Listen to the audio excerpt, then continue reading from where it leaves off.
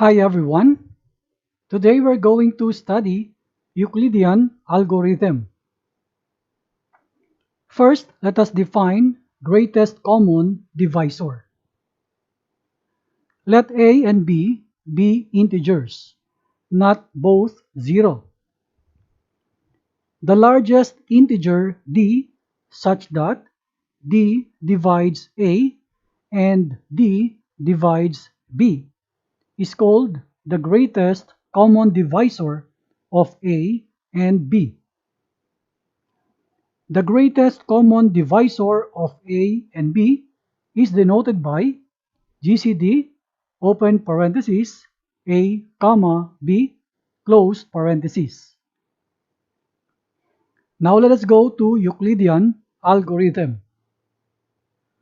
Euclidean algorithm is the most efficient algorithm for finding the greatest common factor or divisor of two integers a and b.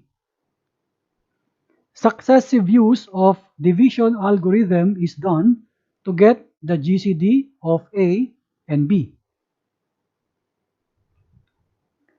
Now, given integers a and b such that a is greater than b, we are going to divide a by b. And by division algorithm, we can express a equals b times the quotient q plus the remainder r sub 1. Next step, we're going to divide this b by the remainder r sub 1. By division algorithm, we can show that b equals r sub 1 times the quotient t plus the remainder r sub 2. Next is, we're going to divide this r sub 1 by r sub 2. And then, by division algorithm, we can express r sub 1 equals r sub 2 times the quotient w plus the remainder r sub 3. Next is, we're going to divide this r sub 2 by the remainder r sub 3. We can express now r sub 2 equals the r sub 3 times the quotient s plus the remainder r sub 4.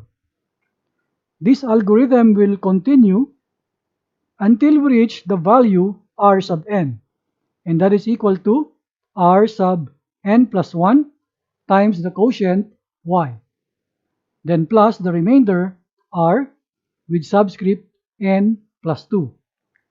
Next step, we're going to divide this r sub n plus 1 by the remainder r sub n plus 2.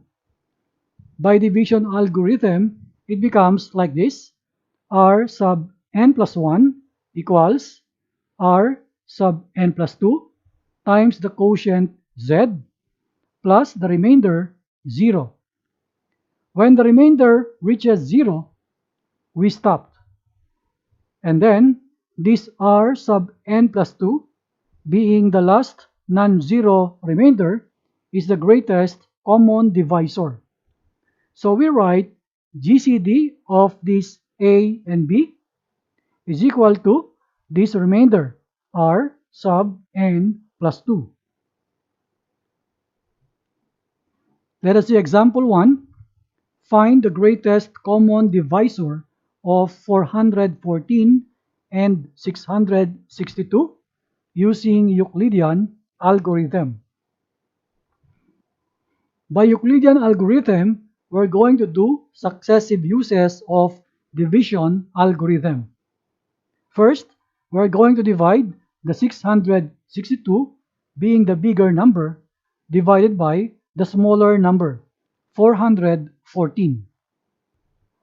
By division algorithm, we can express 662 into this way. That is, 662 equals the product 414 times the quotient 1, then plus remainder 248. Next step, this 414 divided by 248. By division algorithm, we can express the 414 equals 248 times 1, this is the quotient, plus the remainder, 166. Next step, we're going to divide this 248 by the remainder, 166. By division algorithm, the 248 is equal to 166 times the quotient 1, then plus the remainder 82. Now we're going to divide this 166 by the remainder 82. By division algorithm, the 166 equals 82 times 2, this is the quotient, then plus the remainder 2. Next step, this 82, we will divide by the remainder 2.